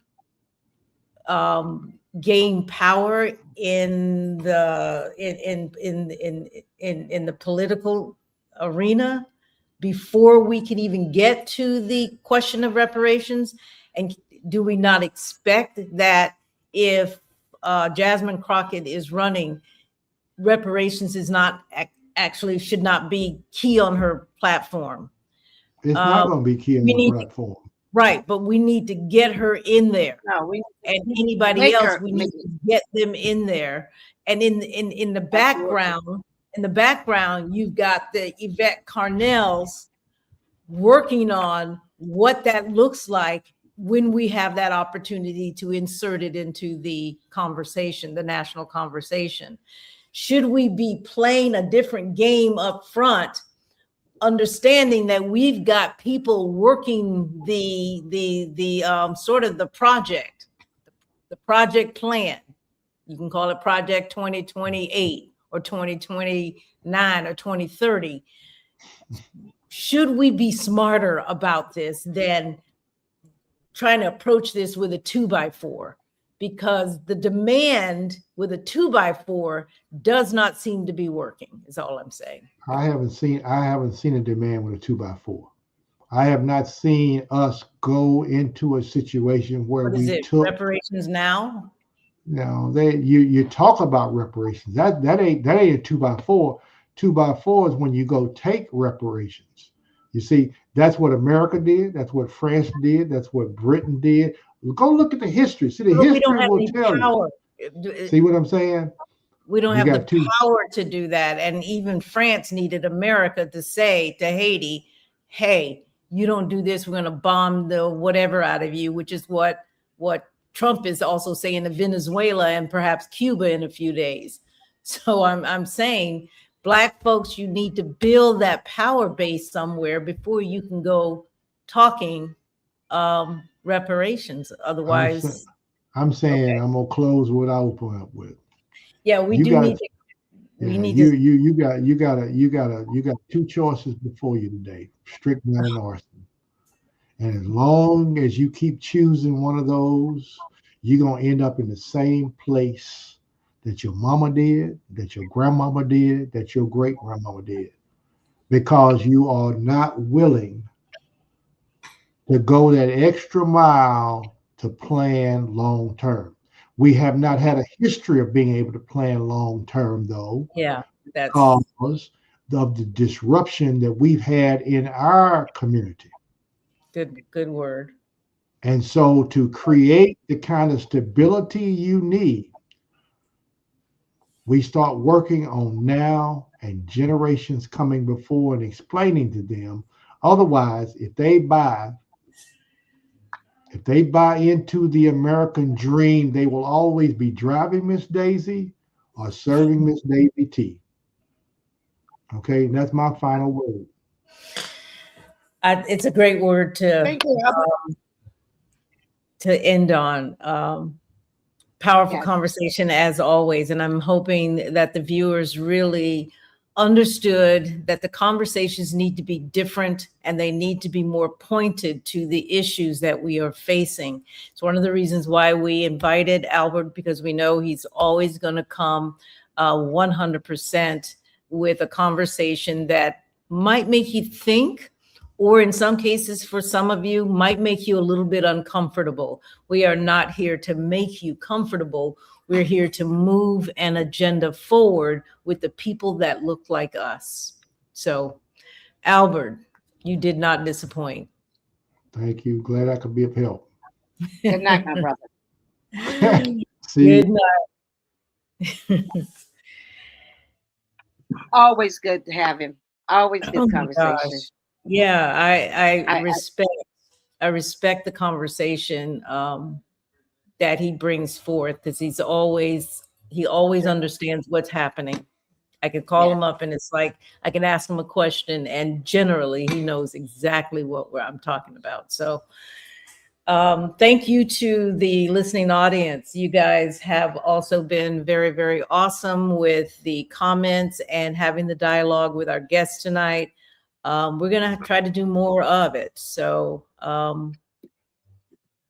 I don't know. I don't have too much to say because I don't want to get too close to our time. Yeah, I'm just gonna say this. If neither party is fighting to lose us, Mm, then neither party is truly fighting for us. that is a wonderful quote, or not even a quote. That's you. That's a wonderful line to end on. Yeah, It's a wonderful line to end on, but we have to love ourselves enough to accept that. absolutely. And if we don't, we are still afraid to pull apart and stand on our own 2 feet. So, folks, let's stand on our own 2 feet, and we will see you on Sunday. Thank you. All right. Like Thanks so the much post, for share joining the us. post. And share the post, but also subscribe to us on YouTube. Bye, everyone.